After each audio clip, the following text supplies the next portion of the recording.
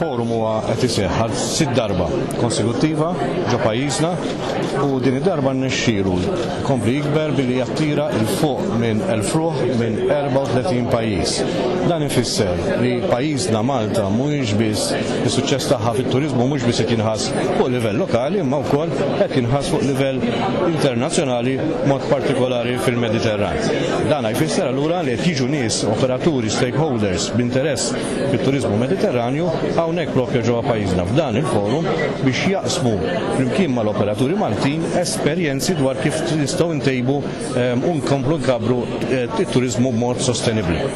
Dan it-tip ta' forum mhuwiex ibbażat biss fuq ir-retorika, hawnhekk fil-fatt għandna numru ta' masterclasses ukoll biex proprju jiġu identifikati proġetti konkreti. Pereżempju semmejna proġett fil-qasam tal-enerġija biex ngħinu l-lukandi biex jimmaniġġjaw aħjar l-enerġija tagħhom. Semmejna wkoll kunċert tajjeb fejn qegħdin niġbru mużiċisti mill-Mediterran kollha kif ukoll popstars mill-Mediterran kollha biex jekk alla jrid fix-xhur li ġejjin ikollna l-ewwel kunċert l-istorja tal-Mediterran li jiġbor fih il-popstars tal-Mediterran kollha. Proġetti konkreti, proġetti li fl-aħħar mill-aħħar ħallu relevanza li tinħass min-nies. Il-Mediterran huwa reġjun li hemm fih ħafna problemi u challenges, il-verità. Però jekk hemm xi ħaġa li taqqat huwa t-turiżmu.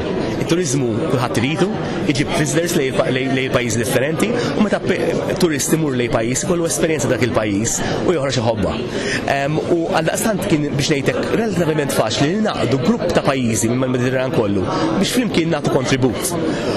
Il-President tal-Repubblika Mary Louise Colli-Ropeka u l-Prim Ministru taw support għal dan il-proġett u rnexxielna biex ngħidlek niedu numru ta' proġetti li issa titqiesu bħala best practice għal pajjiżi oħrajn.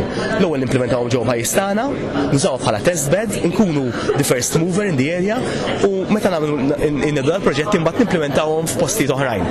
Proġett eżempju tiegħu li qed nimplementaw bħalissa huwa l-energy efficiency fil-lukandi biex bekk il-lukandi tagħna jkunu at the forefront of green energy.